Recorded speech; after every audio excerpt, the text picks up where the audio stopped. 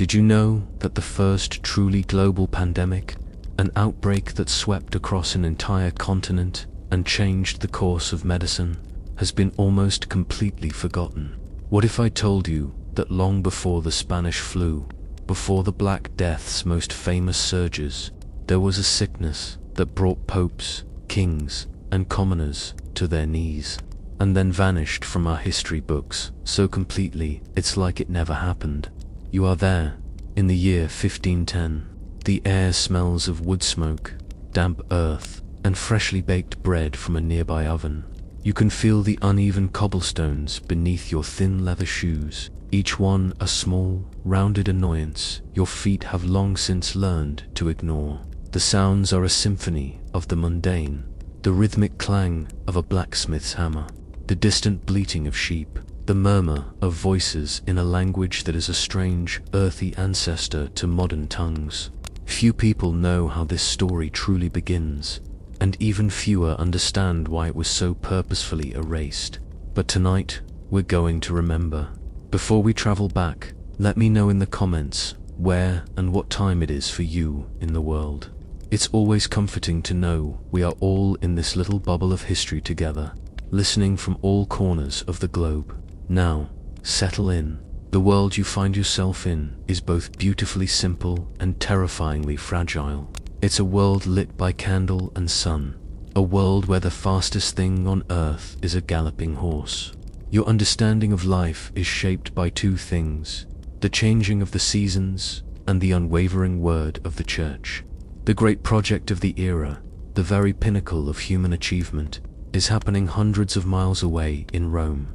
There, a temperamental artist named Michelangelo is lying on his back, painstakingly painting the ceiling of the Sistine Chapel. You've likely never heard of him. News like that is for nobles and wealthy merchants, not for you. Your concerns are more immediate: the price of grain, the health of your livestock, the unsettling rumor of a skirmish in a neighboring duchy. The concept of a global event is utterly alien. Your world, for all practical purposes, extends to the horizon and perhaps a day's walk beyond.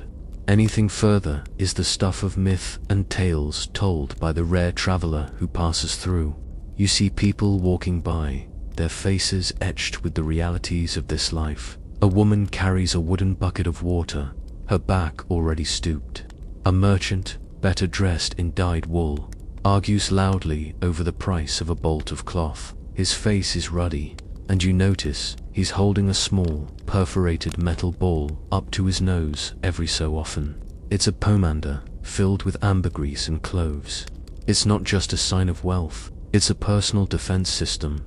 The prevailing medical theory of your time is that disease, or pestilence, is carried on bad air, a miasma. If you can surround yourself with a pleasant, powerful scent, you believe you can keep the sickness at bay. It's a charmingly ineffective idea, like trying to stop a flood with a pot of potpourri. Historians still debate just how literate the average person was at this time. But for you, the truth is simple. You might recognize a few letters, maybe your own name if you were taught to scribe it, but real information comes from the town crier's bell or the priest's Sunday sermon. This is a world without germ theory, without antibiotics, without even the basic understanding that washing your hands might be a good idea. Sickness is a mystery, a divine punishment, or simply terrible luck. A deep cut can be a death sentence. A fever in a child is a cause for desperate prayer. Life is a constant, low-grade negotiation with an environment full of invisible threats you can neither understand nor control. Yet, there is a rhythm to it all, a sense of order. You know your place. You know the rules. You believe the world, while harsh, is fundamentally stable. The sun will rise, the seasons will turn, and life, for better or worse, will go on as it always has. You have absolutely no idea that an unseen passenger has already begun a journey across the sea, an entity that obeys no king, respects no border, and is about to teach your perfectly normal, fragile world the true meaning of fear. Your world might be small, But the world of commerce is vast and interconnected. It's a web of sea lanes and trade routes that crisscross the Mediterranean, the lifeblood of kingdoms. And it is from this glittering, sun-drenched sea that the first whispers of trouble arrive. You find yourself in Sicily, perhaps in the bustling port of Palermo or Messina. The air here is different, thick with the scent of salt, citrus groves, and exotic spices unloaded from galleys. Voices from across the known world babble in the marketplace.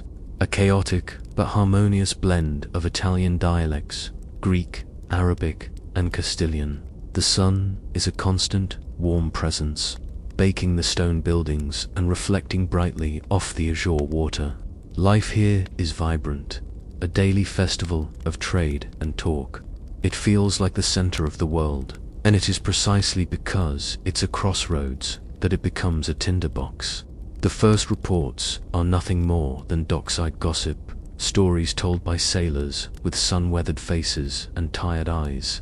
They speak of a strange sickness in North Africa, a hot fever that struck quickly in the coastal cities. You listen, but you don't really hear. Sailors are known for their tall tales. They speak of sea monsters and enchanted islands with the same casual tone they use to describe a port brawl. A fever in a distant land is just another story, less interesting than the price of Tunisian silks or Egyptian grain. But then the story changes. It's no longer about a faraway place. It's here.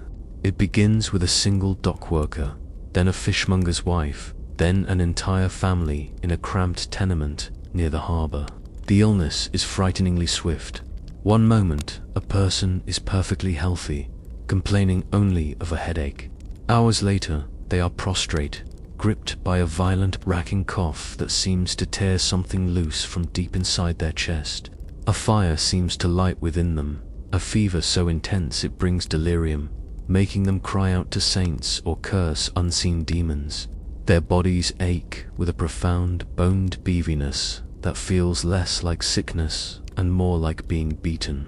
This is not the plague. Everyone knows the signs of the true pestilence, the dreaded Yersinia pestis. They look for the buboes, the black, swollen lymph nodes in the groin and armpits that are the disease's terrifying calling card. But there are no buboes. This is something else, something new and unnamed. People call it simply the Sicilian fever, or the new sickness. The community responds, as it always has, with care and prayer. Families gather around the bedsides of their loved ones, wiping their feverish brows with cool cloths, spooning broth into their mouths, holding their hands as they shudder with chills. They are acts of love, of duty, of compassion, and they are the perfect mechanism for transmission. With every touch, every shared breath in the close, unventilated rooms, the invisible enemy passes from one person to the next. Historians still debate the precise origin point of the 1510 pandemic. The chronicles of the time are inconsistent, with some blaming a North African genesis, while others suggest it may have spontaneously erupted in the dense, unsanitary conditions of Sicily itself. It's a detail lost to the fog of history. What is certain is that here, on this beautiful, sun-drenched island, the fuse was lit. A bizarre and obscure curiosity of the time was the belief in sympathetic medicine. Some physicians might have prescribed a remedy involving a live spider, sealed in a locket and worn around the neck. The idea was that the strong, vital life force of the spider would draw the poison of the fever out of the patient's body. It was, of course, useless. As you watch the number of sick grow, as the sound of coughing begins to echo through the narrow streets day and night, you look out at the harbor.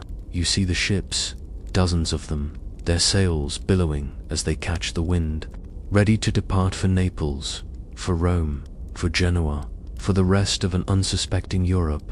They are loaded with cargo, with passengers, with soldiers, and with a silent, unseen passenger that will prove more devastating than any invading army. You feel a knot tighten in your stomach. How can you fight an enemy you can't see, one that wears the face of your neighbor, your friend, your child? The journey from Sicily is short, a routine trip across the Tyrrhenian Sea.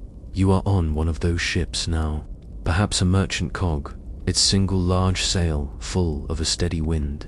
The deck is crowded with goods, barrels of wine, sacks of grain, and crates of salted fish, their pungent smell mingling with the sea spray. You watch the Italian mainland grow from a hazy smudge on the horizon into a solid, formidable coastline. Your destination is one of the great maritime republics, a city of immense wealth and power like Genoa or Naples. Let's say it is Genoa, a city built vertically, with tall, narrow houses clinging to the steep hillsides that rise directly from the sea. It looks like a fortress, and in many ways, it is. The Republic of Genoa is a dominant force in the Mediterranean. Its banks, so powerful they finance the wars of kings and emperors. You feel a sense of awe and security as the ship navigates into the bustling harbor. The world seems solid, ordered, and rich here. As the ship docks, you are swept up in the controlled chaos of the port. Men shout orders, ropes are thrown and secured, and the gangplank is lowered with a heavy thud. People pour onto the quay, a river of humanity eager to be back on solid ground. You notice a sailor near you.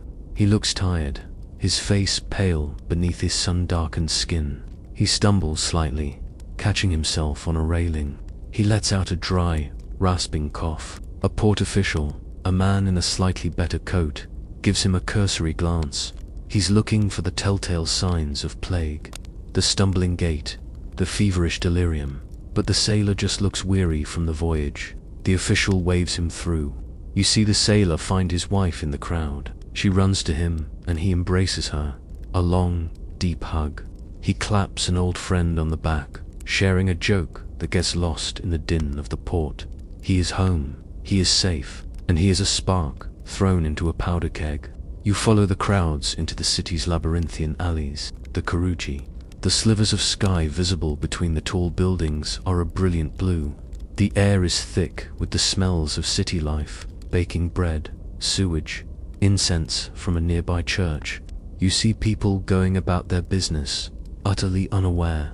A woman lowers a basket on a rope from a high window to buy vegetables from a street vendor. Children chase a stray dog, their laughter echoing off the stone walls. In a small piazza, a group of men drink wine outside a tavern. The sailor you saw is there, recounting his voyage, his friends leaning in close to hear his stories. Every laugh, every shared cup, every breath he exhales is seeding the air with the unseen passenger. There is no concept of social distancing, no understanding of microscopic transmission. Sickness comes from God, or from a foul-smelling fog rolling in from the swamps. An illness without the obvious, terrifying marks of the plague is just a fever, an unfortunate but common ailment. Historians still debate how rigorously the early quarantine laws, first pioneered in Venetian-controlled ports, were enforced in other city-states. But for a sickness with no name and no familiar signs, there was no protocol. A bizarre but common sight is people carrying small bunches of herbs, like rosemary or thyme, pressing them to their noses as they walk through crowded areas. They believe the strong, clean scent will purify the air they breathe. Some of the wealthier merchants have their servants walk ahead of them, swinging censers filled with burning resin, creating a personal cloud of fragrant smoke. These are the cutting-edge preventative measures of 1510. Within a few days, the sailor's wife feels the first deep ache in her bones. The men from the tavern begin to cough. The city of Genoa, a titan of global finance and maritime trade, has been conquered without a single sword being drawn. The vibrant pulse of the city continues for now, but a fever is beginning to take hold, quietly, invisibly, preparing to burn through the population, house by house, street by street. The sickness in Genoa no longer whispers, it screams. What began with a single sailor and his friends has become a cascade of misery. You hear it before you see it. The normal sounds of the city, the haggling in the market, the children's games, the church bells, are now underscored by a new, persistent rhythm, a terrible citywide chorus of coughing. It's a dry, hacking sound that echoes in the narrow alleys, a constant reminder of the invisible siege. You see a man, a well-dressed merchant you might have seen just last week, striding with confidence, now leaning against a wall for support, his face pale and slick with sweat. He pulls his heavy woolen cloak tighter around himself, though the sun is warm. The people of Genoa are afraid, and their fear needs a name. To name something is to understand it, to contain it, to give it form. But this enemy is formless, and so it is given 100 names. In Italy, many call it the Mazzarco, or sometimes Matsuko. The word is related to the Italian for mace, the brutal, spiked weapon of war. It is a perfect description for the blinding, skull-splitting headache that is one of the illness's first and most vicious attacks. It feels as if you have been bludgeoned, a dull, throbbing agony that makes light and sound unbearable. To have the Mazzarco is to feel assaulted from within, so people retreat into the darkness of their homes, closing the shutters, hoping the pain will subside. This act of withdrawal, of hiding from the world, gives the disease its most famous and evocative name. As the sickness travels, especially into France, people begin to call it la coqueluche. The word means cowl or hood. You see why, immediately.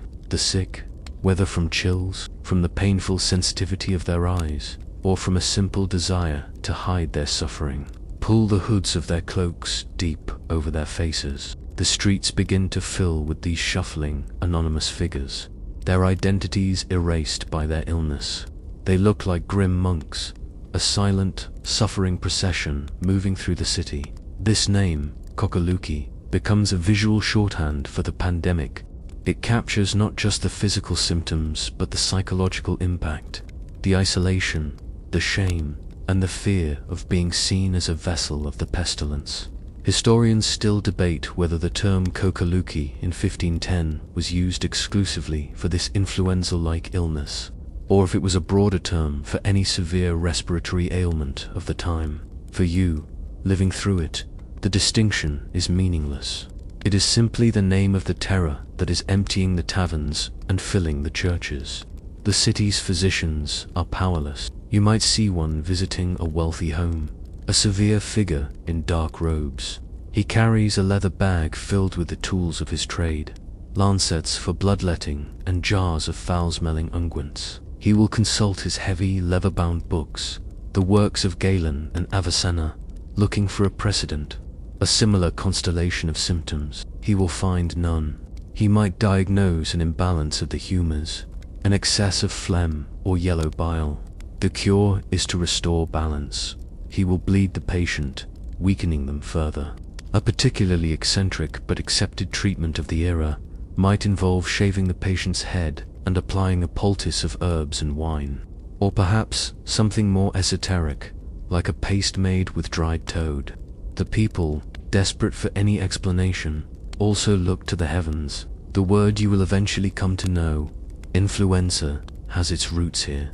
In the Italian belief in influenza, di freddo, the influence of the cold, or more broadly, the influence of the stars. The idea that a hostile alignment of the planets could radiate a sickness down upon the earth is, to you, a perfectly logical and scientific explanation. It is certainly more comforting than the alternative, that this is a direct and personal punishment from an angry god. But whether it is called Mazzarco, coqueluche, or a celestial influence, the result is the same. The sickness spreads, wearing its many names, like masks. A carnival of death dancing through the streets of a city that is only the beginning. It begins with a tickle in the back of your throat, a feeling so minor you dismiss it as dust from the street. Then comes a wave of weariness, a sudden, leaden exhaustion that settles deep into your bones. You tell yourself you are just tired, that a good night's sleep will set you right. But by the time your head touches the straw-stuffed pillow, the assault has begun in earnest. The headache, the Mazzarco, is the first wave. It is unlike any pain you have ever known, a crushing, internal pressure that feels as if your skull is being slowly compressed in a vice. Light becomes an enemy, and the slightest sound is a hammer blow against your sanity. You pull the rough wool blanket over your head, seeking a darkness deep enough to silence the agony. But the true battle is only just starting. Soon, the fever arrives. It is a dry, scorching heat that radiates from the core of your being. Your skin feels hot to the touch, yet you are consumed by a profound, violent chill. You begin to shiver, a convulsive, uncontrollable shaking that rattles your teeth and makes the simple wooden frame of your bed feel like an instrument of torture. You are trapped in a paradox, burning alive and freezing to death at the very same time. Every muscle in your body begins to ache with a deep, grinding pain. It is not the familiar soreness of hard labor. This is a malevolent, invasive ache, as if your very marrow is being turned to fire and sand. To move is agony. To stay still is agony. You are a prisoner in your own body. Then the cough begins, the symptom that gives the pandemic its name, coqueluche. It is not a gentle cough to clear the throat. It is a dry, hacking, explosive force that erupts from your lungs. Each spasm feels like it will tear your ribs from your spine. It is utterly relentless, coming in fits that leave you breathless, dizzy, and weaker than before. You curl into a ball, instinctively pulling your hood or blanket over your head to contain the violent bursts, embodying the very name of the sickness. And with the cough comes a new, more terrifying pain.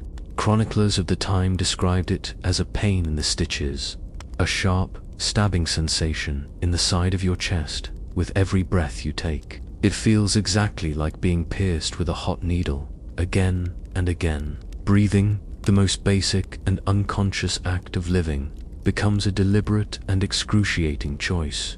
Each inhalation is a fresh stab of pain, and each exhalation offers only a moment's respite before the need for air forces you to do it all over again. This is the point where the mind begins to fracture. The unrelenting fever brings delirium. The line between the waking world and the nightmare world dissolves. You drift through fever dreams, seeing faces in the shadows on the wall, hearing voices mumbling just beyond your comprehension. Time loses all meaning. Is it day or night? Have you been lying here for hours or for weeks? Medical historians and virologists still debate the precise nature of this pathogen based on these centuries-old descriptions. The symptoms align almost perfectly with a particularly virulent strain of influenza, but the severity of the stabbing chest pains has led some to hypothesize that rampant, untreatable secondary bacterial infections like pneumonia were a major contributing factor to its lethality. The body under siege had no defenses. If you are lucky, if your constitution is strong enough, the fever will eventually break. It happens suddenly, the internal fire extinguished, leaving you drenched in a cold sweat, your bedding soaked through. The pain recedes from an agonizing roar to a dull, persistent ache. The siege is over, but you are left profoundly, terrifyingly weak, a hollowed-out echo of your former self. You have survived the battle, but you now lie in the ruins, wondering what in God's name just happened. The fever breaks, and you are left in the quiet, hollowed-out aftermath. You have survived, but the question that haunts you in the long hours of your recovery is not how, but why. Why you, and not the strong, healthy baker who lived across the alley? Why you, and not the infant daughter of the weaver? The physical assault is over, but the psychological one is just beginning, as your mind desperately searches for a reason, a narrative to contain the chaos. You, like everyone around you, have only two frameworks for understanding a catastrophe of this scale. The first is faith. The second is what passes for science. Both are terrifying. You drag your weakened body from your bed and make your way to the one place that promises answers, the church. The air inside is cold and heavy with the scent of old stone, beeswax, and fear. The community is gathered, but it's not the cheerful, gossiping crowd of a normal Sunday. People sit apart from each other, a new and unnatural distance between them. They eye each other with suspicion. Every cough, every sniffle, echoes in the cavernous space like a gunshot. From the pulpit, the priest's voice booms, a comforting and terrifying sound. He speaks of sin, of a city, a world that has turned its back on God. He speaks of pride, of greed, of lust. This sickness, he thunders, this coqueluche is not a random affliction. It is a scourge, a divine punishment sent to cleanse the world of its wickedness. It is the breath of a disappointed God. You look at the faces around you. Some are bowed in prayer and penance. Others are looking at their neighbors, their eyes narrowed. The sermon offers a terrible kind of comfort, the comfort of an explanation. But it also turns every person into a potential judge, jury, and executioner. You begin to catalogue your own sins, the small lies, the moments of envy. Were they enough to warrant this? Or perhaps it is not your sin, but the collective sin of your city that has brought this upon you. The man next to you who charges too much for his wares, the woman down the street whose husband is at sea. The blame begins to fester, a social sickness growing in the shadow of the physical one. The other explanation is in the air itself. This is the realm of the physicians and the learned, the theory of miasma. You start to experience your city differently. The familiar smells you once ignored now seem menacing. The stench from the open sewer at the end of the street, the rotting refuse thrown from a window, the metallic temps from the blacksmith's forge. You imagine these smells coalescing into a poisonous, invisible cloud, a pestilential fog that seeps through keyholes and under doors. This bad air, this corrupted atmosphere, is the carrier of disease. This theory also prompts action, though it is often futile. You see city officials ordering great bonfires to be lit at major intersections. This is a widely known historical response to epidemics. The belief is that the intense heat and the thick, acrid smoke will purify the air, burning away the miasma.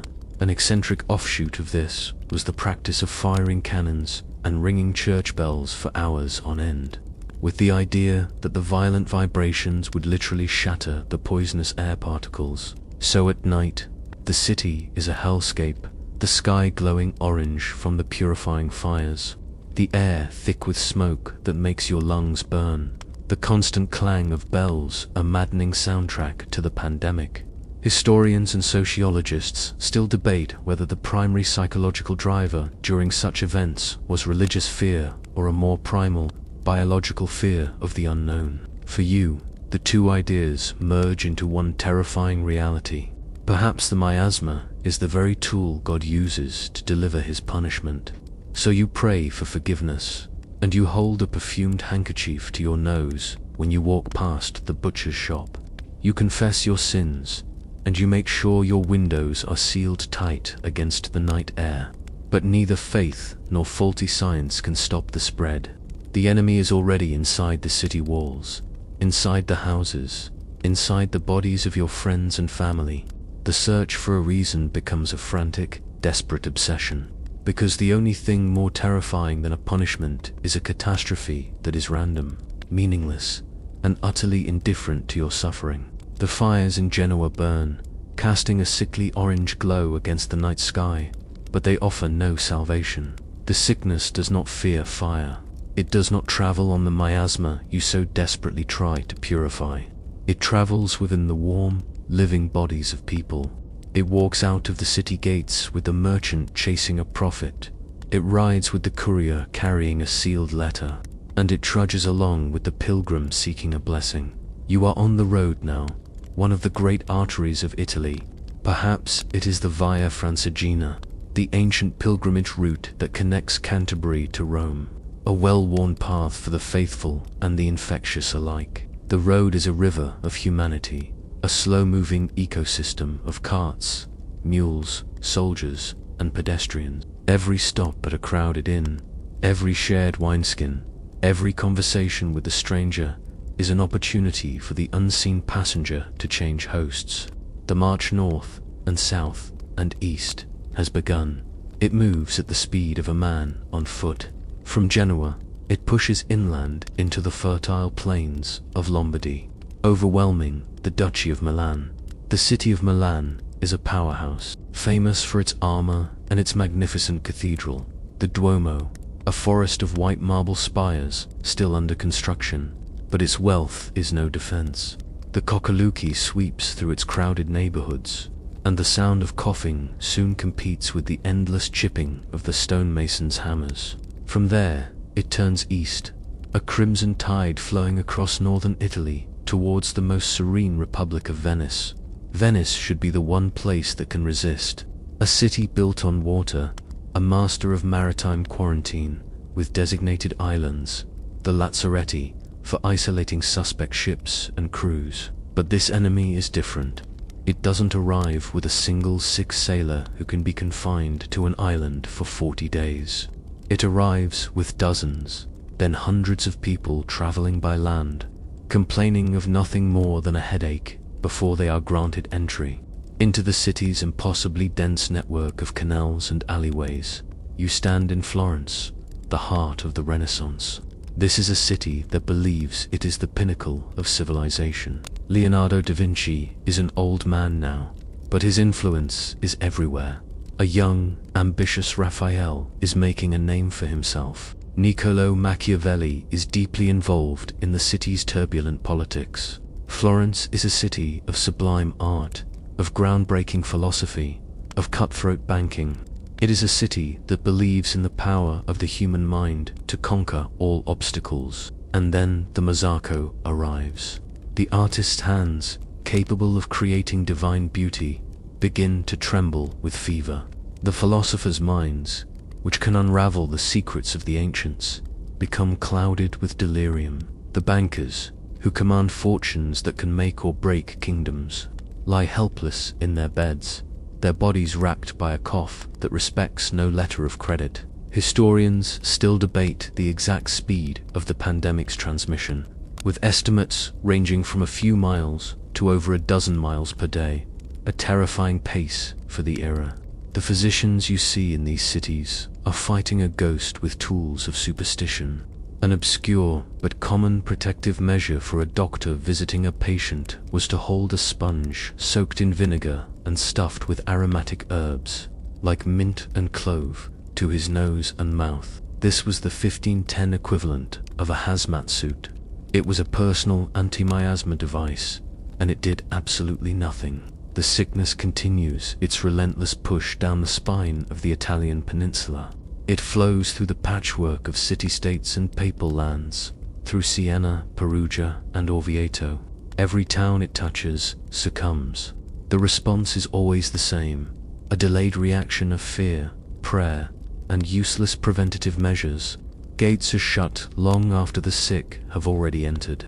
Public gatherings are banned when households are already filled with the dying. The pandemic is an invisible army, and its march is turning into a brutal, comprehensive conquest. And now, it is approaching its greatest prize. You feel the pull of the road, the current of humanity flowing south. All roads lead to Rome, and the sickness is on every single one of them. You arrive in Rome, and the city is a paradox. It is both the epicenter of the Western world and a chaotic, sprawling mess. The grandeur is undeniable. You see the vast construction site that will one day become the new St. Peter's Basilica. A project of such scale, it feels like the work of giants, not men. Pilgrims from every corner of Christendom thronged the streets, their faces a mixture of awe and exhaustion. But beneath the veneer of holy purpose, the city is filthy, overcrowded, and simmering with a low-grade panic.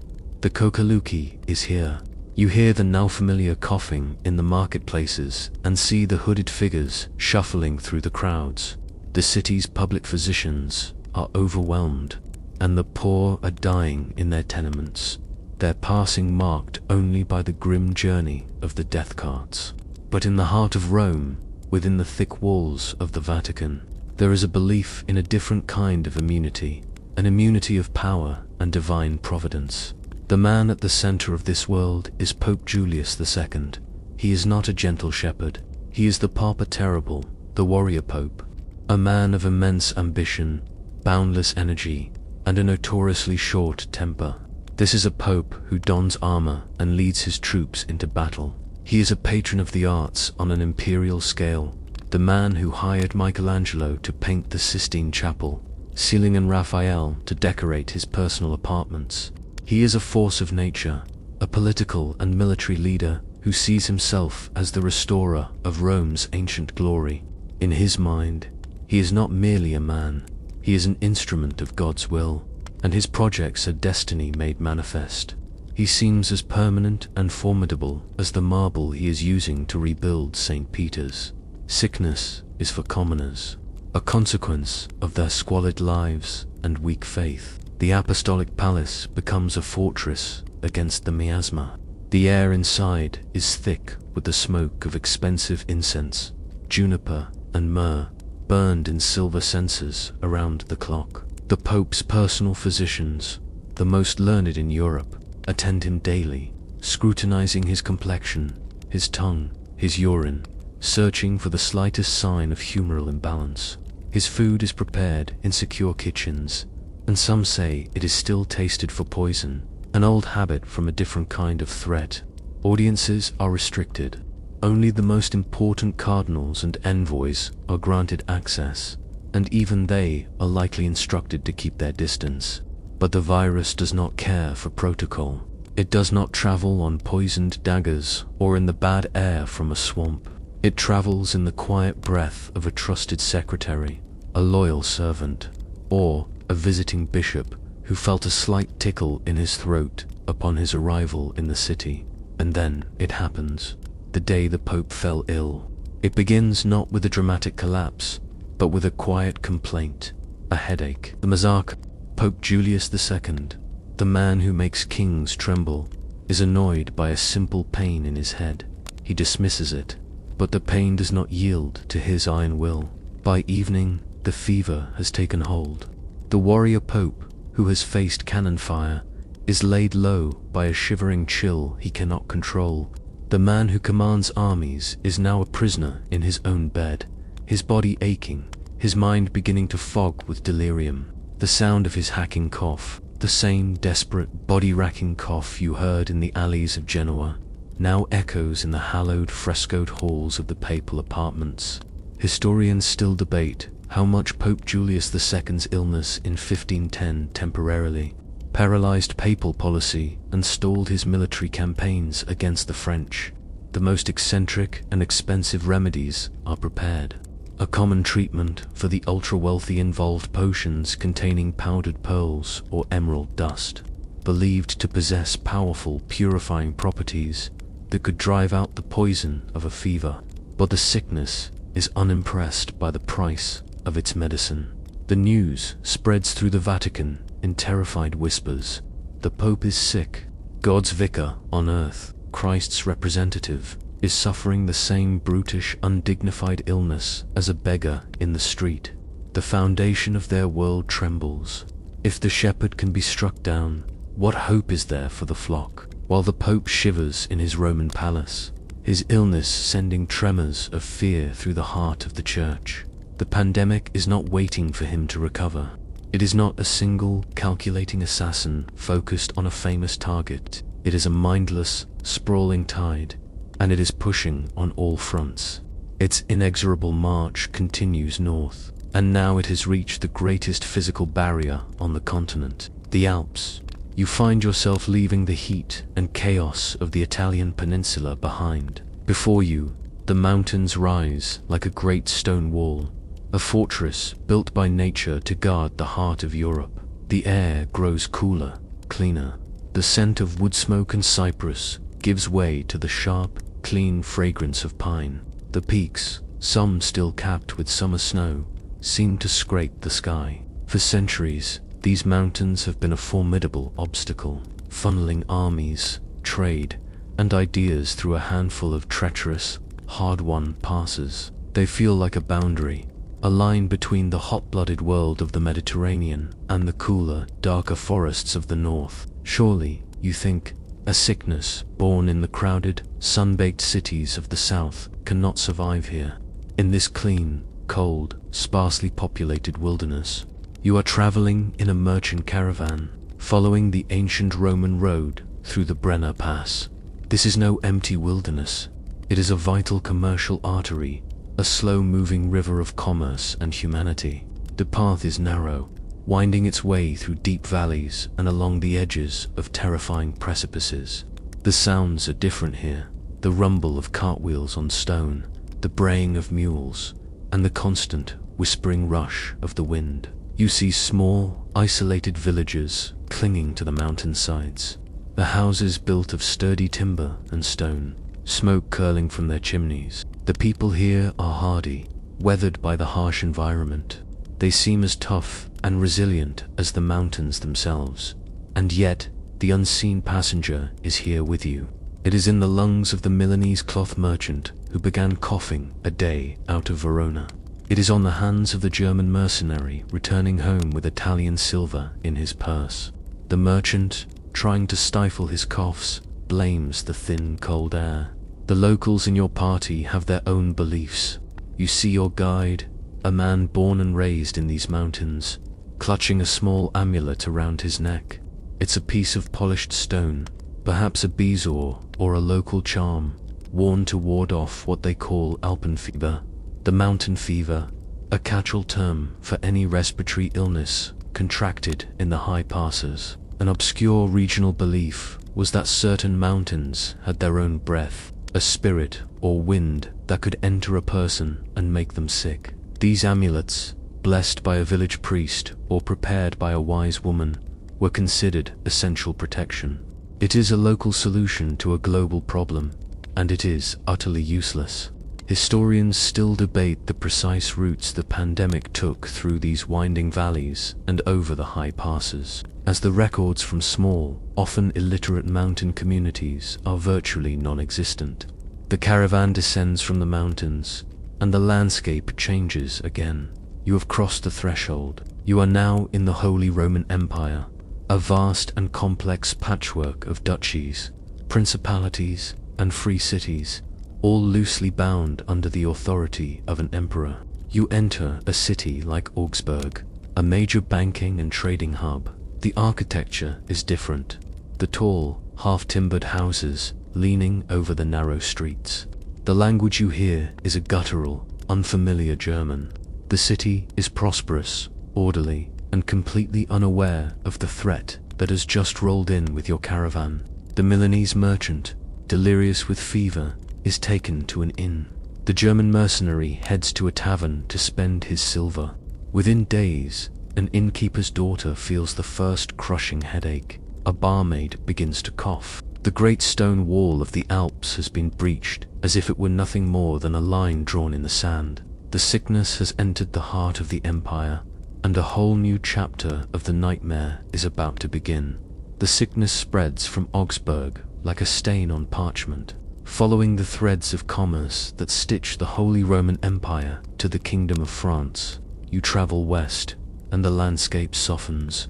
The forests grow deeper, the fields wider, and the rivers slower. You are moving through a land that has been tilled and fought over for centuries. The invisible enemy is your constant companion on the road, a shadow that falls over every crowded inn and ferry crossing. Its arrival in France is not a grand invasion, but a quiet, insidious infiltration. It seeds itself in the small towns of Alsace and Lorraine, then leaps along the River Marne, carried by boatmen and merchants, making its way inexorably towards the grand prize, the heart and mind of the kingdom. You are heading to Paris, and you can feel the dread building with every mile. You arrive at the city gates, and the scale of it is overwhelming. Paris in 1510 is the largest city in Christian Europe, a sprawling, chaotic metropolis of perhaps 200,000 souls packed into a dense maze of wood and plaster. It is a city of staggering contrasts.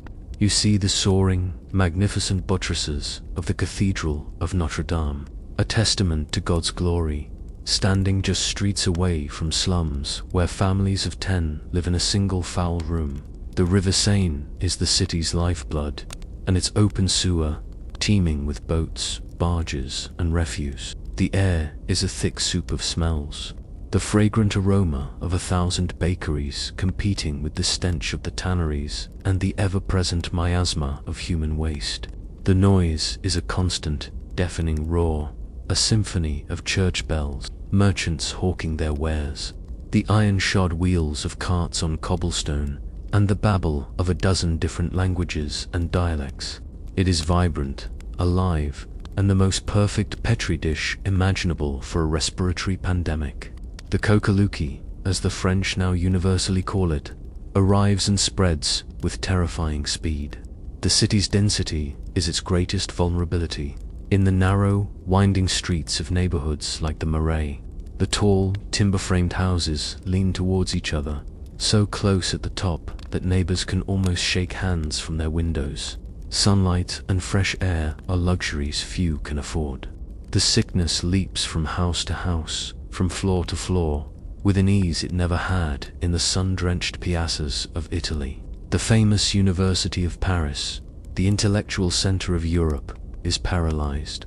The lecture halls, once ringing with the complex debates of scholastic philosophy, grow quiet as students and masters alike fall ill. Historians still debate whether the Parisian authorities' reaction was one of organized, albeit ineffective, public health measures, or simply a descent into panicked chaos. The medical faculty of the university, a deeply conservative and powerful institution, issues proclamations. They declare the pestilence is caused by a particularly malevolent alignment of the planets, or perhaps by noxious vapors released during a recent earthquake in Italy. Their prescribed preventatives are a catalogue of impotence.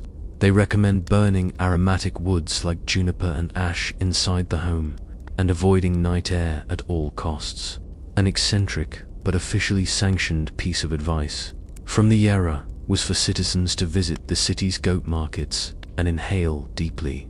The belief was that the powerful, pungent odor of the goats, a smell associated with robust health and vitality, would drive the weaker, sickly miasma from the body. You see learned men in their academic robes, holding their noses near a pen of bleating goats, a perfect metaphor for the state of medical science. The city, once a beacon of learning and culture, is now holding its breath, waiting for the invisible fever to pass them by, but it will not pass them by. It is already in their homes, in their churches, and in their throats. With Paris gasping for air, you are drawn inside, away from the goat markets and the futile public bonfires, into the private, desperate world of the sick room. This is where the true theater of the pandemic unfolds. A series of tragic one-act plays repeated in thousands of homes across the city.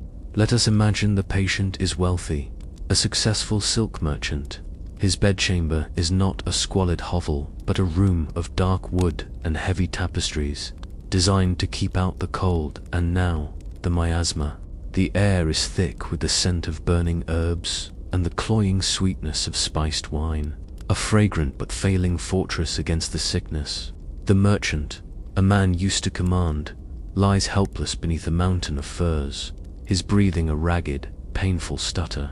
His family stands by, their faces masks of fear and exhaustion. They have done all they can with prayer and home remedies. Now, they have summoned the professionals. The first to arrive is the barber surgeon. He is a craftsman, his hands as skilled at pulling a tooth or setting a bone as they are at trimming a beard. His solution to this internal fire is simple and ancient: bloodletting. This is the most widely known and universally accepted medical intervention of your time. The logic, inherited from the Greek physician Galen, is based on the four humors: blood, phlegm, black bile, and yellow bile. Sickness is an imbalance. This fever, this racking cough, is clearly caused by an excess of hot, moist blood. The cure is to remove the excess. You watch as the barber surgeon makes a swift, practiced incision at the elbow. The dark blood, thick and sluggish, begins to trickle into a brass bowl. The family watches, their eyes fixed on the bowl, as if the disease itself were draining away. But the patient only grows weaker, his skin paler, his breathing more shallow. The humoral theory is elegant, logical, and catastrophically wrong. When the bloodletting fails, desperation escalates. The physician arrives. He is a man of learning, dressed in somber, expensive robes, his face a mask of solemn authority. He does not perform messy procedures himself. He observes, he pontificates, he prescribes. After a long performative examination, feeling the pulse and studying the color of the patient's urine in a glass flask, he declares the situation dire. A more powerful remedy is needed. He writes a long, complex prescription and sends a servant running to the apothecary. What comes back is a small, exquisitely crafted box containing a sticky, dark paste called an electuary, or perhaps a vial of a potent liquid known as a cordial. An eccentric but common feature of these high-end medicines was their incredible complexity. They were a kitchen sink of desperation, often containing dozens, sometimes over 100 ingredients. They would include known herbs like rosemary and sage, expensive spices like saffron and cinnamon, but also exotic and bizarre components like powdered coral, viper's flesh, and ground unicorn horn, which was, in fact, the tusk of a narwhal. This was medicine as a spectacle of wealth. The more exotic and costly the ingredients, the more potent the cure was believed to be. The family pays a fortune for this alchemical marvel. The physician spoons a small amount into the patient's mouth. They wait for a miracle. Historians still debate the mindset of these physicians. Were they cynical charlatans, knowingly profiting from fear, or were they true believers in a flawed system, performing a kind of psychological theater that offered comfort and a sense of action, even if the medicine itself was useless? You watch the physician's face. It is unreadable. You see no miracle. The fever continues to burn. For the poor, this theater is an impossible luxury. Their cures are a handful of garlic carried in a pocket, a foul-smelling poultice of onions and mustard applied to the chest, or a desperate prayer whispered to a local saint. In the end, it makes no difference. The expensive electuary and the humble clove of garlic are united in their utter futility. The sickness plays out its course, indifferent to class, to medicine, and to the bizarre, desperate performances meant to banish it. You leave the chaos of Paris behind, the city of goats and coughing scholars, and travel north. Your journey takes you to the coast, to a port like Calais, where the air smells of salt and fish. Before you lies a slate-grey, choppy stretch of water, the English Channel. It is a formidable moat, a natural defense that has shaped the island nation on the other side, making it feel separate, a world unto itself. You board a small, sturdy ship, and as the French coastline recedes, you feel a sense of entering a new chapter of the story. The sickness is on this boat with you, of course. It is in the lungs of a wool merchant returning from a trade fair, in the throat of a diplomat's aide. The crossing is rough, and the constant coughs on board are barely distinguishable from the seasickness. When you finally see the white cliffs of Dover, they look like the bleached bones of some ancient creature. You have arrived in England. The air here feels different, heavier, damp. The sounds are different, the clipped, unfamiliar cadence of early modern English. As you make your way towards London, you notice that the fear in this country has a different texture, a different name. For the past 3 decades, England has been periodically terrorized by its own bespoke plague, a mysterious and uniquely English nightmare known as the sweating sickness, or Suda Anglicus. It is a spectre that haunts the national consciousness. You hear people speak of it in hushed, terrified tones. Its symptoms are the stuff of legend, brutally swift and efficient. A person could be perfectly healthy at breakfast, feel a sudden sense of apprehension and a chill, and be dead by dinner. The defining symptom was a profuse, drenching, foul-smelling sweat that seemed to pour from the body, as if the victim were melting from the inside out. It killed with a speed that made even the bubonic plague seem leisurely.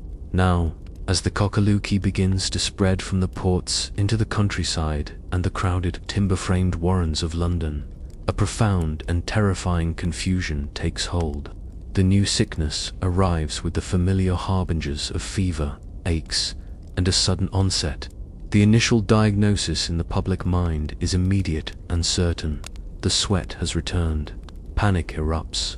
But then, the symptoms diverge. The patients are burning with fever, but they are not drowning in that signature, terrifying sweat. Instead, they are consumed by a dry, hacking, relentless cough, a symptom that was not a prominent feature of the sweating sickness. The physicians are baffled. Is this a new, mutated form of the sweat, a dry variant, or is this a completely different pestilence, a foreign invader from the continent?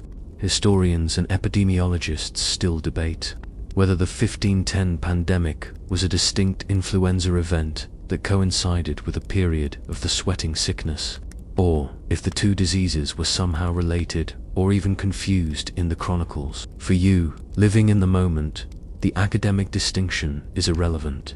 It is pure terror. It is like seeing a familiar ghost wearing a different mask. The English have developed their own specific folk traditions for fighting their national disease. An eccentric but deeply ingrained belief was that the absolute worst thing you could do during the sweat was to expose yourself to a draft of cold air. You see families frantically stuffing rags into the cracks of their window frames and doorways, making their homes stuffy and airless, believing any stray gust of wind could be lethal. This practice, when applied to a patient with a raging respiratory fever, only makes the situation worse.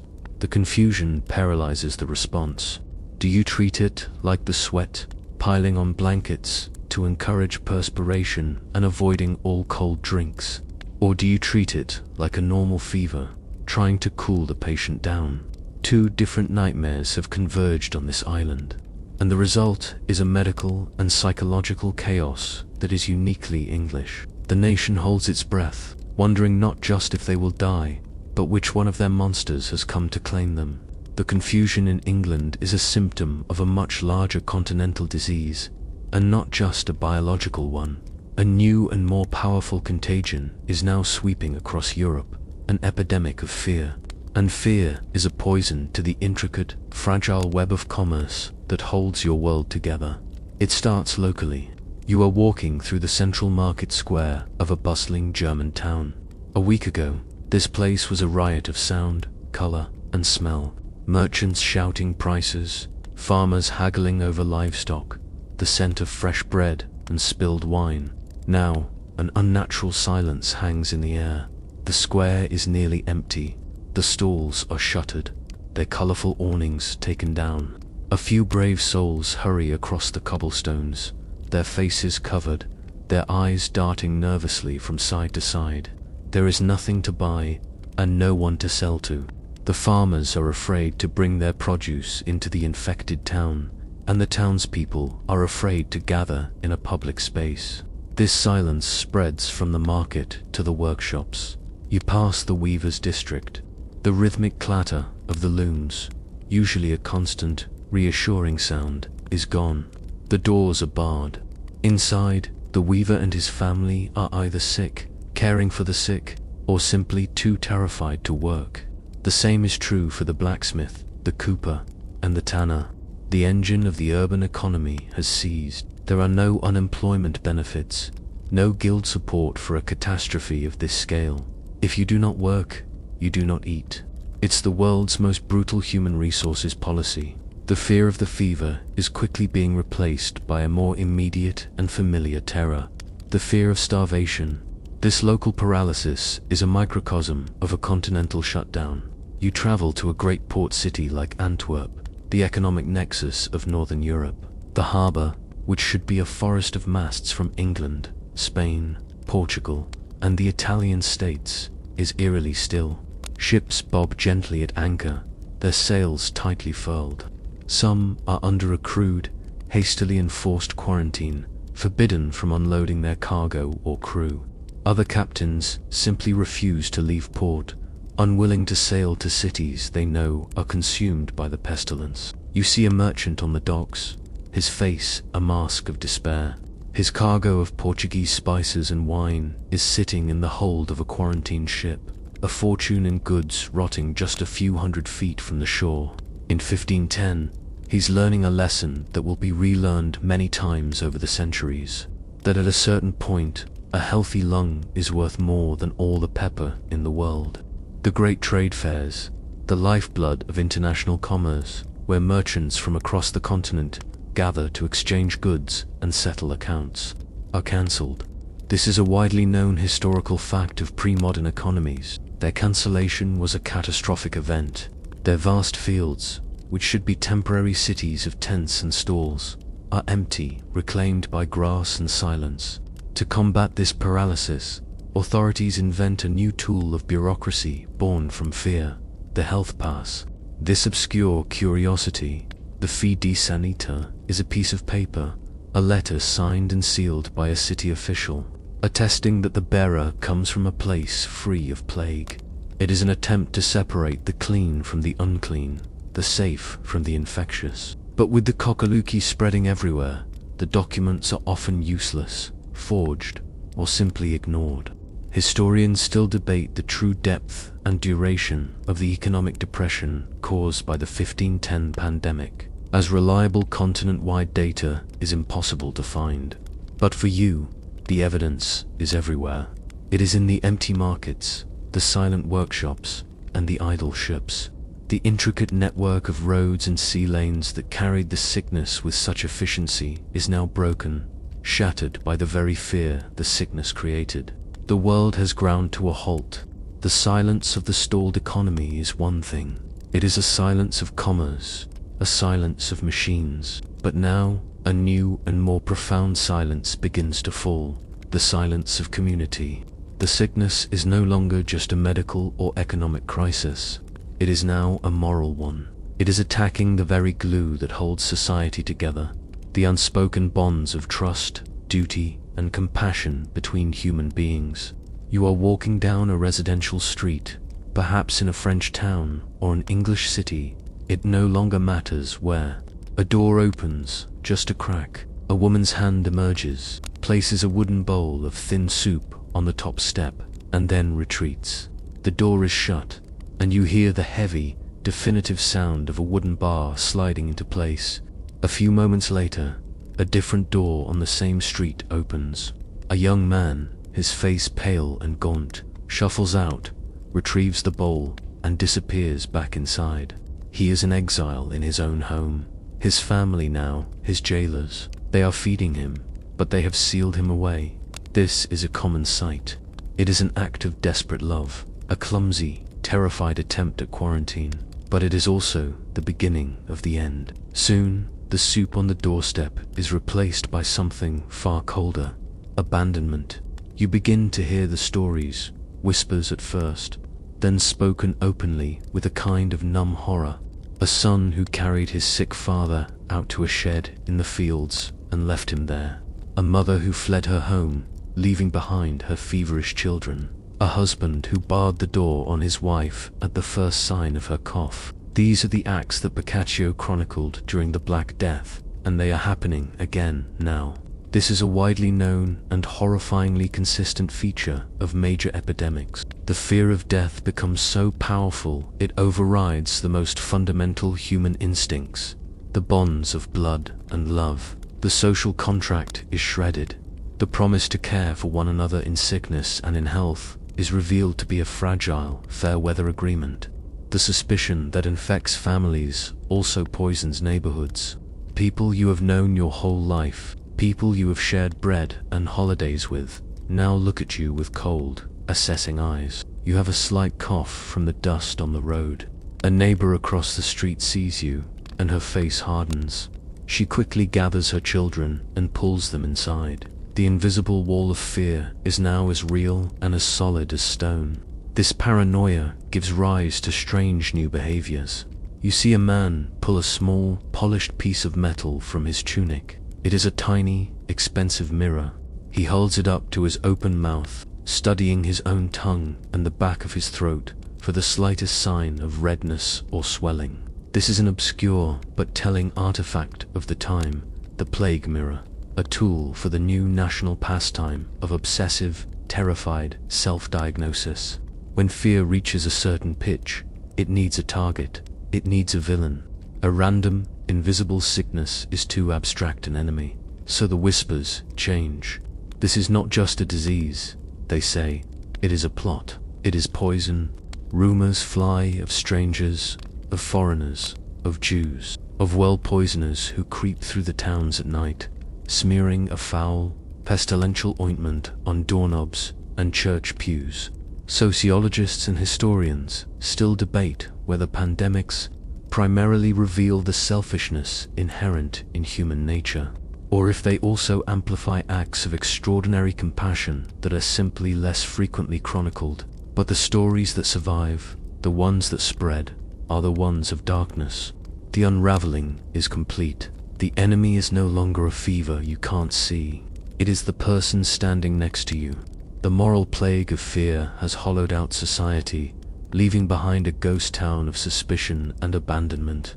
But the physical plague continues its grim harvest. Now, you must confront the pandemic's most fundamental and brutal question: how many people are gone?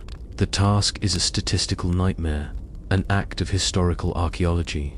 You are in a small parish in the English countryside.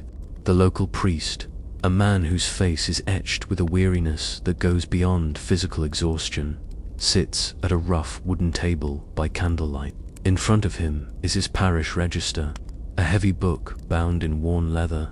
He dips his quill into a pot of ink, his hand trembling slightly. He is trying to keep the records, to maintain order in the face of chaos. For every baptism, he must now record a dozen burials.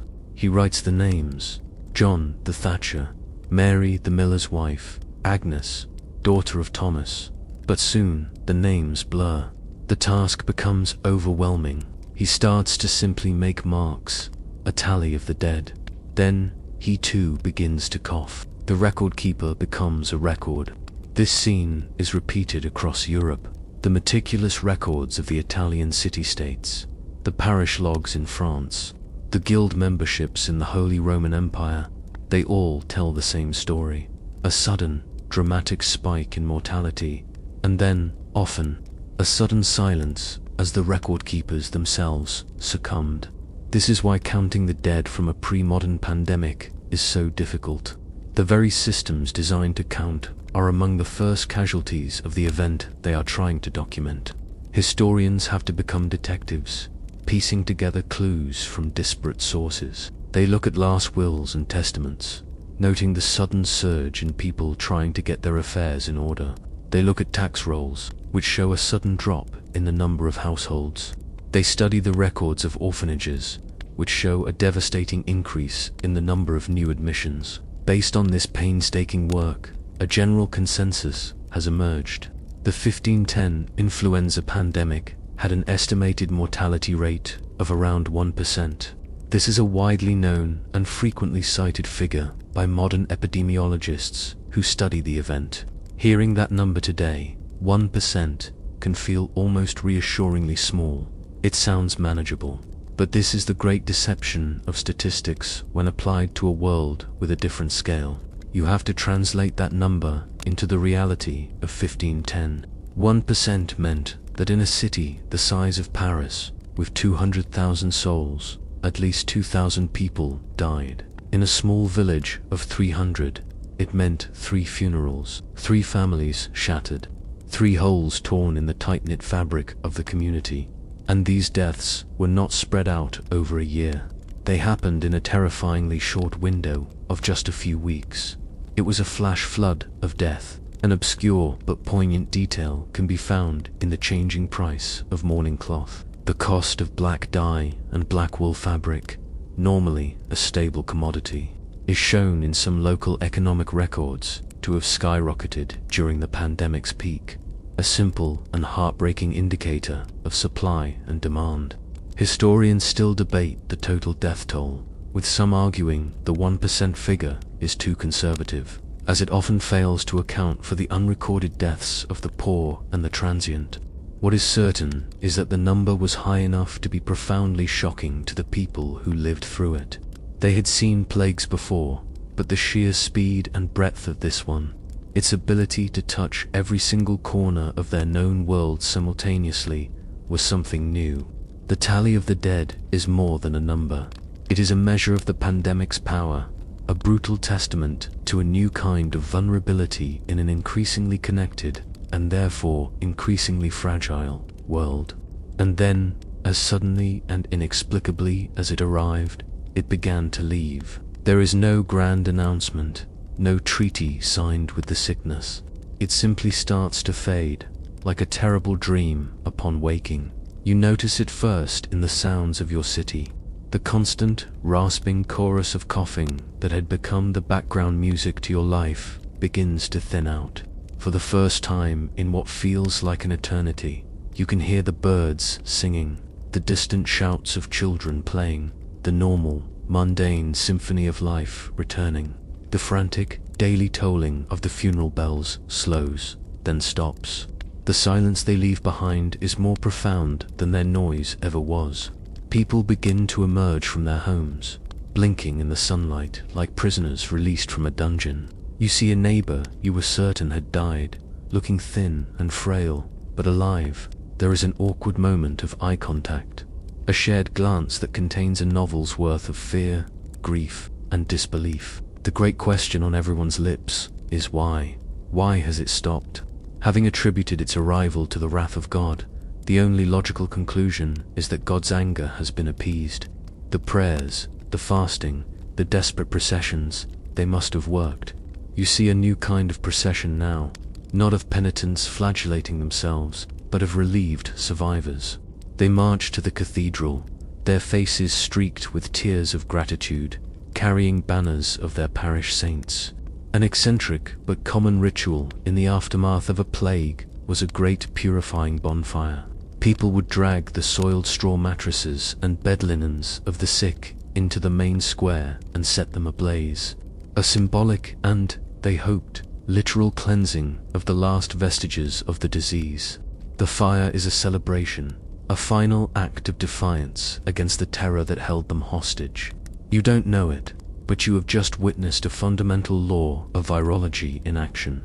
The sickness did not vanish because of the prayers or the bonfires. It vanished because it ran out of fuel. This is the classic pattern of a highly infectious disease in a population with no prior immunity. It burns ferociously, spreading to everyone who is susceptible. Those who survive develop a powerful, lasting immunity. Those who die are removed from the chain of transmission. Eventually, the virus finds it harder and harder to find a new non-immune host. The fire, starved of fresh wood, burns itself out. This concept, now known as herd immunity, is a widely known scientific principle, but to you, it is a divine and terrifying mystery. The ghost has simply decided to depart. Historians still debate whether the pandemic's end was met with genuine relief or a lingering, deep-seated anxiety about its inevitable return. For many, the world no longer feels safe. Every stranger is a potential carrier of the next pestilence. Every winter cough, a possible harbinger of doom. The sickness has retreated, but the fear it instilled remains, a cold residue in the hearts of the survivors. It is gone, but its presence is felt everywhere, in the empty chairs at the dinner table, in the shuttered shops that will never reopen, in the sudden proliferation of orphans begging in the streets. The pandemic didn't have a climactic final battle. It didn't end with a heroic cure discovered by a brilliant physician. It just stopped. It slipped away as quietly as it arrived, leaving an entire continent wounded, bewildered, and wondering if the monster was truly gone, or if it was merely sleeping, waiting to return. It vanished like a ghost at sunrise, leaving behind only the cold spot where it had been. The fires of the purifying bonfires die down, leaving behind a lingering scent of ash and a fragile sense of peace. The ghost has vanished, and now the survivors must learn to live in the haunted house it left behind. You walk through the streets, and on the surface, life seems to be returning to a semblance of normalcy. The markets are reopening, hesitant at first, then, with a growing, desperate energy, the rhythmic clang of the blacksmith's hammer, a sound of industry and order, can be heard once more. But it is a fragile recovery, a thin layer of new growth over a deeply scarred landscape. The scars are everywhere. If you know where to look, you see them in the faces of the people. There is a new gravity in their eyes, a shadow that wasn't there before. The boisterous, carefree crowds of the pre-pandemic world are gone, replaced by a more subdued and watchful populace. The most immediate and practical scar is demographic. The 1% who died were not evenly distributed. The sickness was particularly cruel to the old and the very young, hollowing out generations. You see workshops with no master craftsman to guide the apprentices, farms with no experienced hands to manage the harvest. A common sight is a child, no older than 10, suddenly thrust into the role of head of the household, trying to care for even younger siblings. This is a widely known consequence of high mortality events in pre-modern societies. The creation of a vast orphan crisis and a severe skills gap in the labor market. The pandemic also left behind a legion of the chronically weakened. Many who survived the acute phase of the illness never fully recovered. They are left with a persistent cough, a debilitating weakness in their limbs, or what the people of your time call a melancholy, a deep, unshakable depression we would now recognize as post-traumatic stress. But the most profound scar is also the most invisible, the scar on memory. You would think an event of this magnitude, a terror that touched every family and every town from Sicily to England, would be burned into the collective consciousness forever. You would expect it to be the subject of epic poems, of cautionary sermons, of a whole new genre of art. But the opposite happens. The pandemic is met with a stunning, almost deliberate, collective amnesia. There is no great chronicle of the coqueluche of 1510. There is no Boccaccio to write its Decameron. The event is mentioned in passing in some city annals and a few private letters, but there is a profound reluctance to dwell on it, to give it the historical weight it deserves. Historians still debate the reasons for this historical silence. Was the trauma so great that people simply could not bear to speak of it? Or was it overshadowed by the more dramatic and politically charged events of the era? The endless wars of the Italian city-states, the rise of new monarchs, and the looming storm of the Protestant Reformation. An obscure but fascinating theory is that its very commonness was the cause of its obscurity. Unlike the terrifyingly alien bubonic plague, a severe, influenza-like illness was a familiar, if unwelcome, part of life. This one was just a particularly bad version of the hot fevers that came every few winters. It was terrifying while it happened, but once it was gone, it was mentally filed away with other natural disasters like floods and bad harvests. Acts of God that you simply endured and then tried to forget. So the silence grows. The stories of the abandoned fathers and the dying children are not told to the next generation.